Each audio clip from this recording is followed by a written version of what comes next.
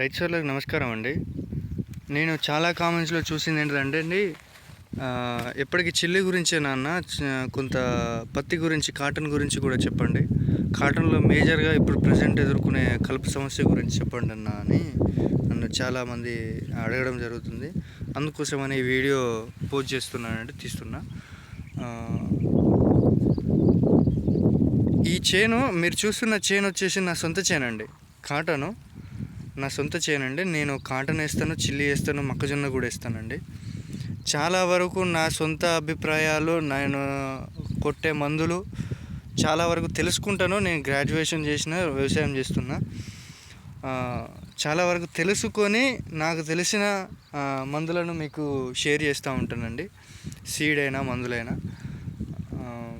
Present ఈ పత్తిలో కలుపు నివారణ గురించి చూసుకుంటే అండి, యాక్చువల్లీ కలుపు మందులు స్ప్రే చేయడం అనేది నాకు చాలా వరకు నచ్చదండి. ఎందుకంటే మనకు తెలియకుండానే, మనం కలుపు మందు స్ప్రే చేయడం వల్ల మనకు తెలియకుండానే భూమి నిర్జీవంగా మారిపోతుందండి.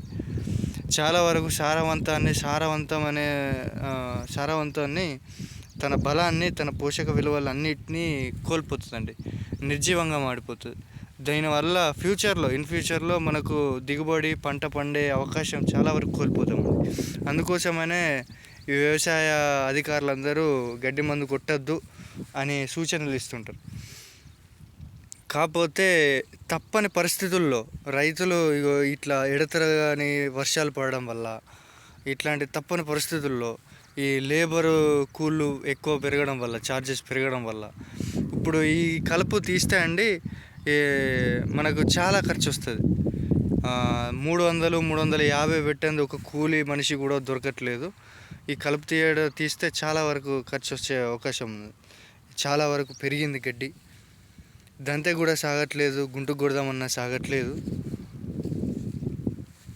ఇట్లాంటి సిచ్యువేషన్లో, తప్పని పరిస్థితుల్లో రైతు స్ప్రే చేసుకుంటే తప్పేం లేదనేది నా ఉద్దేశం అండి. కాకపోతే చాలా వరకు స్ప్రే చేసుకోకపోవడమే బెటర్ అండి. ఈ పత్తిలో నాకు తెలిసి మంచిగా పనిచేసే గడ్డి మందులు అంటే ఏజీలు అండి. అదామా కంపెనీ వారి ఏజీలు, ప్లస్ సెకండ్ది వచ్చేసి గోద్రేజ్ కంపెనీ వారి హిట్వీడ్ అండి. ఈ రెండు ఏదైనా కూడా చాలా బాగా పనిచేస్తాయండి. ఈ పత్తి మీద పడకుండా కొట్టుకుంటే, స్ప్రే చేసుకుంటే చాలా వరకు బెటరు. ఒకవేళ పడ్డా కూడా పత్తికి ఏం కాదు, గడ్డి జాతులు మాత్రమే చచ్చిపోతాయి. ఒకవేళ ఇట్లాంటి చిన్న మొక్క ఏమైనా ఉన్నా పడ్డా కూడా పత్తి మొక్క ఏం చనిపోదు. బట్ మొక్క పెరుగుదల అనేది ఆగిపోయే అవకాశం ఉందండి. అందుకోసమనే మ్యాక్సిమం ఈ మొక్క చుట్టుపక్కల స్ప్రే చేసుకుంటే చాలా వరకు బెటర్ అండి. మొక్క మీద పడ్డా కూడా ఏం ప్రాబ్లం ఏమి ఉండదు.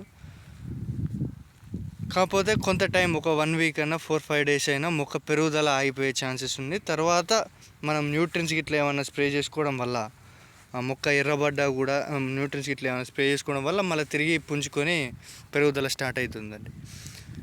అదామా కంపెనీ ఏజీలు అయినా వాడినా మంచిదే అండి. గోద్రేజ్ కంపెనీ వారిది హిట్వీడ్ అయినా వాడినా మంచిది. ఈ రెండిట్లలో ఏ స్ప్రే చేసుకున్నా కూడా రైతులకు కలుపు నివారించుకోవచ్చు అండి పత్తిలో. Thank you.